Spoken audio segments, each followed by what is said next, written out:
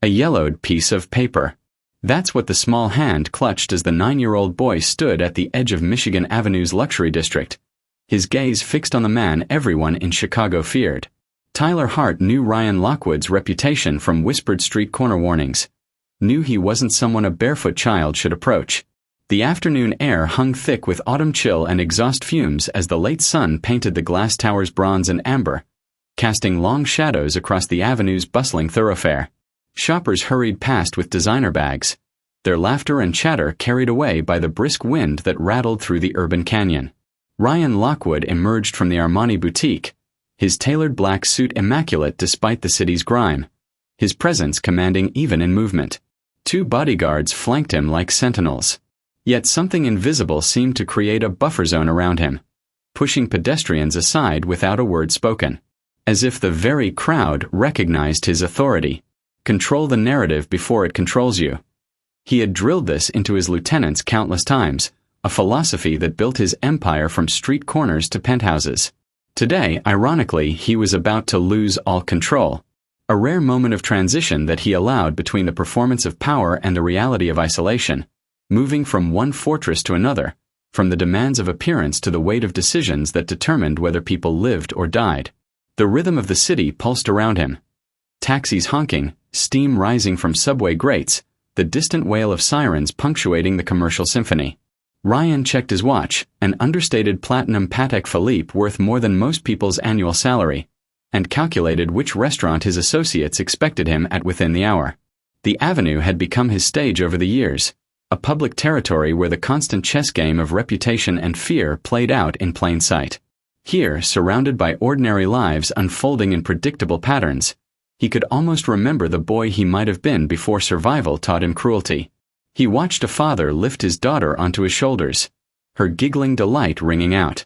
Their easy affection speaking of bonds he'd never formed, trust his lifestyle had never permitted. The momentary emptiness this observation triggered was interrupted by the sight of a small figure hovering uncertainly at the edge of his peripheral vision. Time seemed to slow as Tyler Hart gathered his courage, fingers tightening around his precious paper, the document inside representing his family's last desperate hope. His worn shoes, 2 sizes too small, carried him forward with halting steps, each one requiring more bravery than he thought he possessed. The seasoned crime lord had faced armed rivals without blinking, had stared down federal prosecutors with a smile. Yet something in this child's direct gaze unsettled him. Perhaps it was the absence of fear where terror should rightfully exist, or the quiet determination that seemed far beyond the boy's years. Ryan noticed the child immediately, his sharp eyes missing nothing even in moments of apparent distraction. Something in Tyler's purposeful approach made him pause his mental calculations about territory disputes awaiting his attention back at headquarters. The boy's appearance told its own story. The threadbare shirt hanging off his thin frame, dirt smudged across his cheekbone like war paint, the eyes that carried knowledge no child should possess, hunger, desperation, and the burden of adult choices. Tyler stopped precisely 3 feet from Ryan's position, maintaining a cautious distance even as his bodyguards moved to intercept.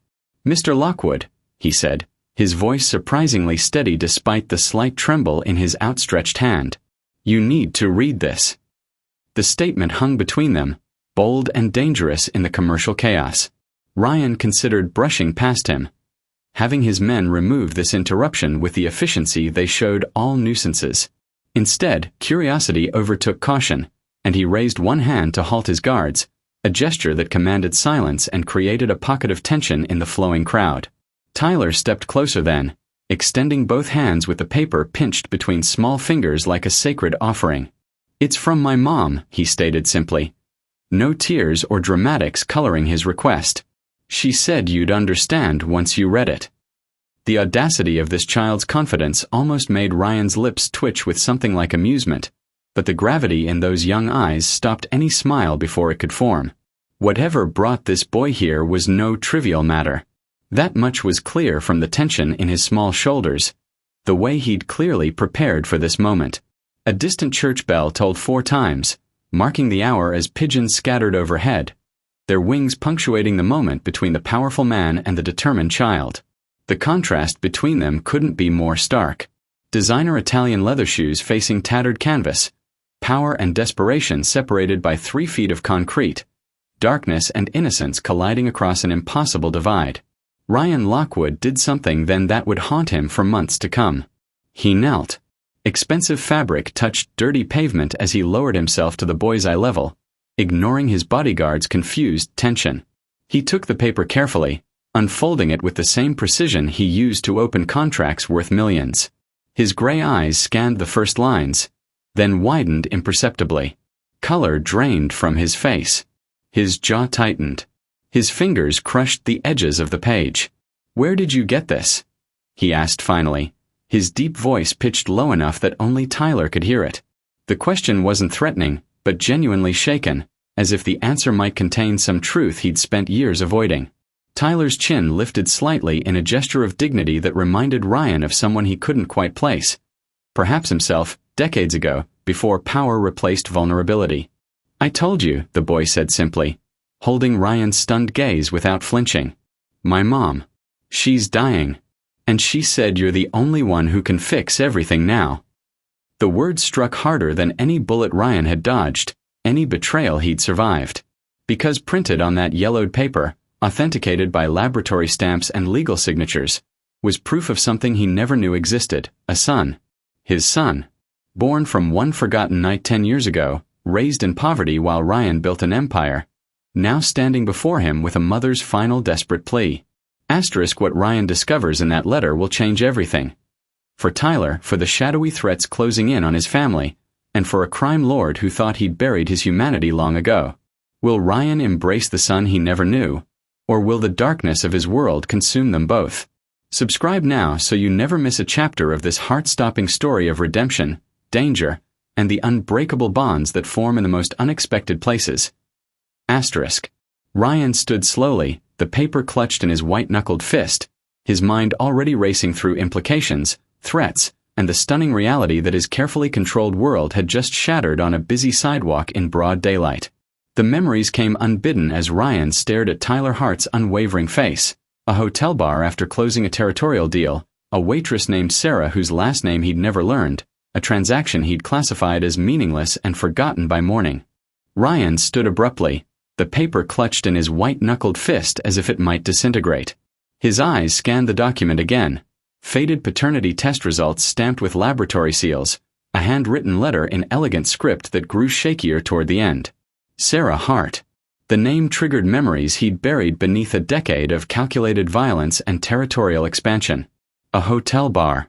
The Ambassador, near the Loop. He'd just closed a deal that doubled his territory, celebrating alone while his crew handled cleanup. She'd been the late shift waitress, dark hair pulled back, tired eyes that still managed kindness. One night.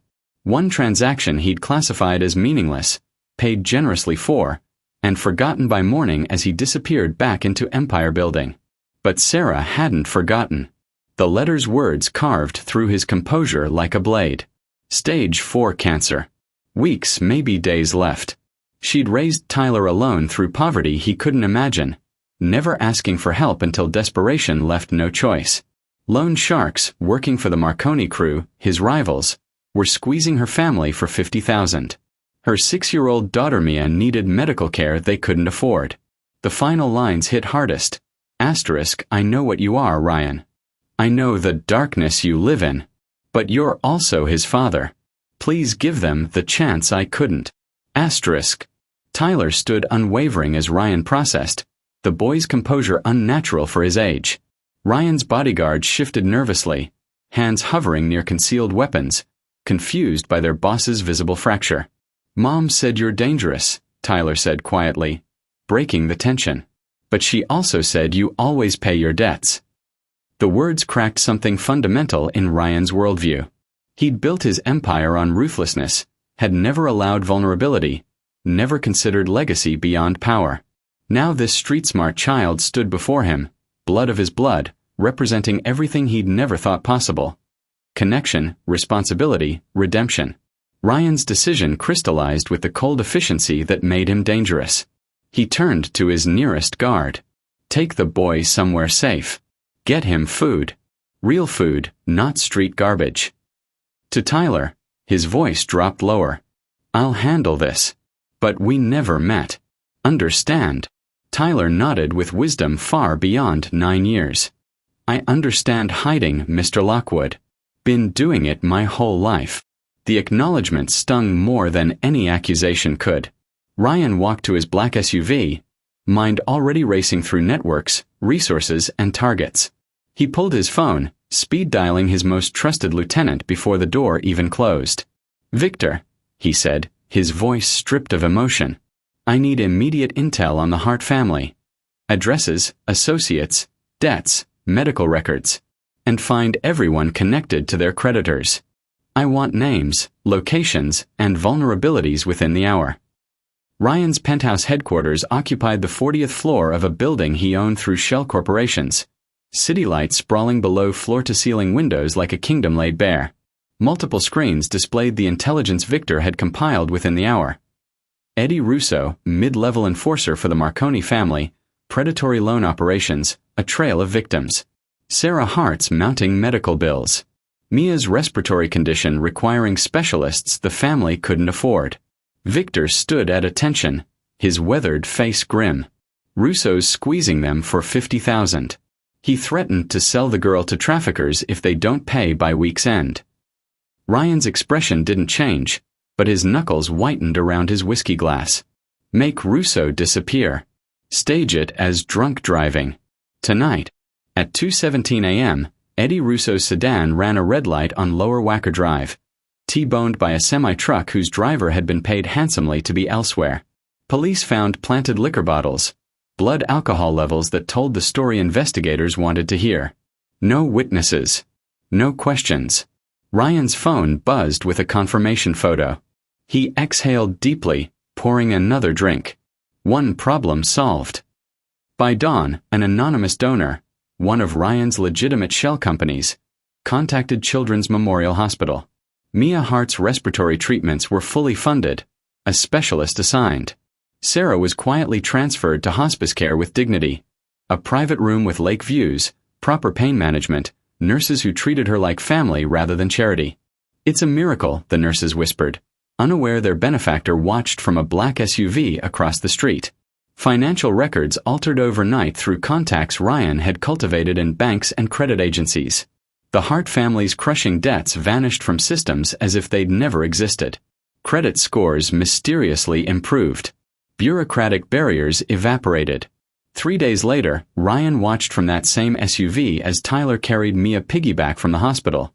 Both children actually smiling, the weight of survival temporarily lifted from their small shoulders. Alone in his office that night, Ryan stared at the paternity test under his desk lamp, Sarah's elegant handwriting blurring. He whispered to the empty room, voice cracking with something he'd thought he'd killed years ago. I never had a father. Maybe I can be better from the shadows. 3 months transformed the Hart family's existence. They'd relocated to a modest 2-bedroom apartment in Lincoln Park. Ryan's doing, disguised as a housing lottery win that Tyler's caseworker had called incredibly fortunate timing. Tyler now attended St. Ignatius Catholic School under a full scholarship that the administration attributed to a generous anonymous donor's education fund. Mia's health improved dramatically with proper treatment. She breathed easier, laughed more, ran without wheezing. Sarah had passed peacefully in hospice 6 weeks earlier. Debts cleared, funeral expenses covered by what the mortuary called charitable benefactors. Tyler had held Mia's hand through the service. Both children dressed in new clothes that appeared in donation boxes. But Tyler wasn't naive. Street corners whispered stories he pieced together like puzzles. Lockwood's shadow took care of Russo, one dealer muttered. Wiped the Hart family problems clean. The timing was too perfect. Miracles too convenient. Tyler began following rumors, staking out locations where men in expensive suits conducted business in coded conversations. One autumn afternoon, he spotted the black SUV outside his school playground, tinted windows revealing nothing but presents. The confirmation came during a field trip to Grant Park. Tyler saw Ryan sitting alone on a bench near the pond, sunglasses hiding his eyes but posture unmistakable. Tyler approached without hesitation, his heart pounding but feet steady. It's you, isn't it? Tyler said, stopping beside the bench. The mystery man. Ryan tensed, his jaw tightening before he slowly removed his sunglasses. Gray eyes met brown. The same shape, the same intensity, separated by 26 years and worlds of experience. "Why did you help us?" Tyler asked directly. No games or dancing around truth. Ryan struggled with words, a man who commanded empires suddenly unable to articulate simple emotion. "That paper. Your mother. She gave me something I didn't know I'd lost." "What?" "A reason to be more than what everyone sees." They sat in silence, watching ducks paddle across the pond's surface, autumn leaves drifting down around them. Ryan asked about Mia, about school, about Tyler's dreams. Careful questions that revealed genuine interest rather than obligation.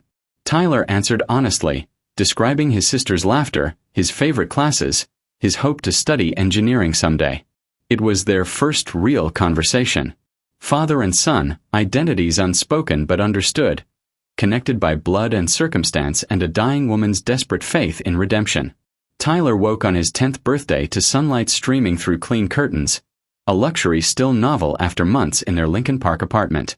A package waited on the doorstep, no return address, just an elegant black box wrapped with precision that spoke of expensive taste. He opened it carefully. Inside lay a sleek silver watch, its weight substantial, its craftsmanship obvious even to his untrained eye. Tyler turned it over, breath catching at the engraving on the back. Asterisk, time heals what blood binds. Asterisk. Mia peeked into his room, eyes wide. Who sent it? Tyler smiled, understanding flooding through him. Someone who cares. At school, he wore the watch proudly, checking the time repeatedly, feeling the weight of unspoken promises on his wrist. Classmates admired it, asked questions he deflected with practiced ease. Family gift, he said simply, which was true in ways they couldn't comprehend. After school, Tyler walked to the corner where Ryan's black SUV usually parked during dismissal. Today it was absent, but a nearby sedan had an envelope tucked under its windshield wiper. Tyler glanced around before retrieving it, fingers trembling slightly as he unfolded the single-typed note. Asterisk, stay strong. Stay smart. You're never alone. The shadow asterisk. Across the street, Ryan watched from a rooftop through binoculars, his usual vantage point for these observations. He saw Tyler read the note, saw the smile spread across the boy's face, saw him look up as if sensing his father's presence through buildings and distance. Tyler waved in his general direction, an instinctive gesture that shouldn't have been possible but somehow was. Ryan lowered the binoculars, a rare genuine smile crossing his scarred features. He'd spent decades believing fatherhood required presence, proximity, the conventional trappings of family. But watching Tyler pocket the note and touch the watch with reverence, Ryan understood protection could be its own form of love. Tyler had gained a guardian angel dressed in criminal's clothing. Ryan had discovered something worth protecting beyond territory and power. Their bond was unconventional, unspoken, unbreakable. Forged not in blood alone but in choices made when darkness could have prevailed. Some families are born. Others are forged in fire and sealed with silent promises. Ryan Lockwood learned he could be both monster and father. The shadows held room for redemption after all.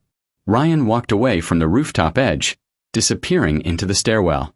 Below, Tyler pocketed the note, touched his watch one more time, and headed home to Mia. 2 lives changed forever by one crumpled piece of paper, by a dying mother's desperate faith, by the possibility that even the most ruthless hearts could remember how to care.